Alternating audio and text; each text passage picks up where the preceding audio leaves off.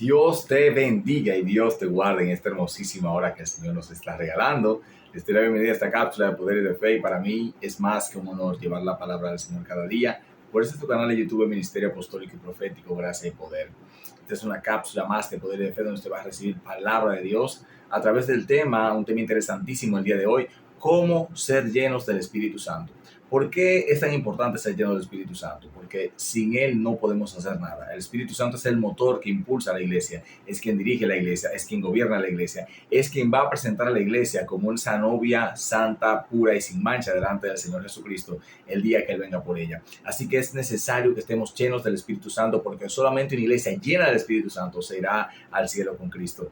El día de hoy el texto está en Hechos capítulo 4, verso 31. Dice aquí en el nombre de Jesús: cuando hubieron orado, el lugar en que estaban congregados tembló y todos fueron llenos del Espíritu Santo y hablaban con denuedo la palabra de Dios. Bendito sea el Señor.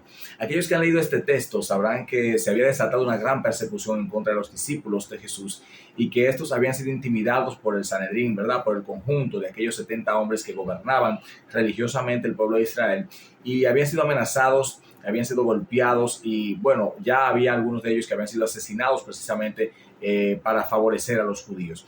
Y esto había causado en ellos un desgaste espiritual, había causado en ellos, bueno, esta gente había recibido el bautismo del Espíritu Santo en Hechos capítulo 2 y se habían desgastado con estos días y estas persecuciones y tanta manifestación, tanta búsqueda de Dios, tanta gloria de Dios manifestada a través de ello, había producido un desgaste y esta persecución pues mucho más desgastó su vida espiritual, mucho más lo agobió y lo puso, ¿verdad?, en un estrecho donde ya ellos estaban sin fuerzas. Así que habiendo escuchado, ¿verdad?, que los otros habían sido liberados, aquí dice la palabra del Señor que ellos, dice aquí en el verso 24, y ellos habiéndolo oído alzaron unánimes la voz a Dios y dijeron: soberano Señor. Fíjense, amados hermanos, que ellos lo primero que hacen cuando ocurre la liberación de los que estaban detenidos por causa de la predicación del Evangelio es que se humillan ante el Señor y los reconocen diciendo: soberano Señor.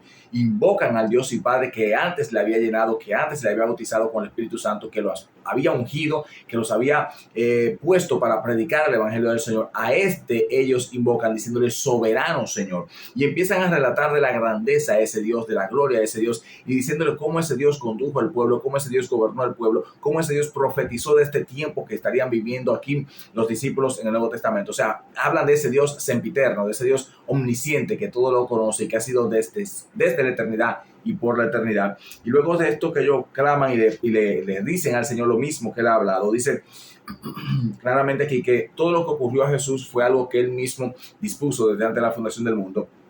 Y luego dice: y ahora, Señor, mira sus amenazas y concede a tus siervos que con todo de nuevo hablen tu palabra. Ellos no se amedrentaron, no se amilanaron frente a tanta situación, sino que simplemente se desgastaron espiritualmente, se cansaron y decidieron ir a Dios para procurar que el mismo que los había llamado fuera aquel que los llenara una vez más. Y es ahí, hermano, donde está el secreto de cómo ser lleno del Espíritu Santo. Claramente nosotros nos vamos a desgastar en este camino. Habrá momentos de dificultad en los cuales querremos renunciar, pero tendremos, amados hermanos, que recapacitar conforme al llamado santo que se nos ha hecho, ir a la presencia del Señor, invocar el nombre de aquel que nos llamó, procurar ser escuchados en el trono de Dios.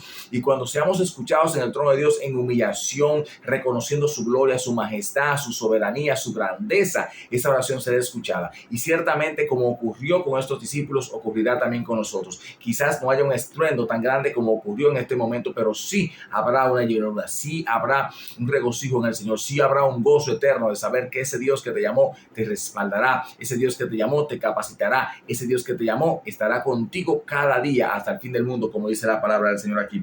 Y dice: mientras extiendes tu mano, y con esto voy terminando, mientras extiendes tu mano para que se hagan sanidades y señales y prodigios mediante el nombre de tu Santo Hijo Jesús. Y dice que cuando hubieron orado, el lugar en que estaban congregados tembló y todos fueron llenos del Espíritu Santo. La respuesta inmediata de Dios a esta oración dependiente de Él, a esta oración de humillación, a esta oración que coronaba de gloria el nombre de Jesús, fue simplemente una respuesta de llenura del Espíritu Santo, una manifestación gloriosa sobre estos hombres y mujeres que estaban allí, los cuales siguieron predicando el Evangelio con mayores señales y prodigios que los que antes habían realizado. Así que esta es la fórmula para usted ser lleno del Espíritu Santo de Dios. Busque a Dios con todo su corazón, clame a Dios, invoque su nombre, clame por ese avivamiento, clame por esa llenura y ciertamente el Señor le va a llenar para que usted pueda ejercer el ministerio que le ha entregado.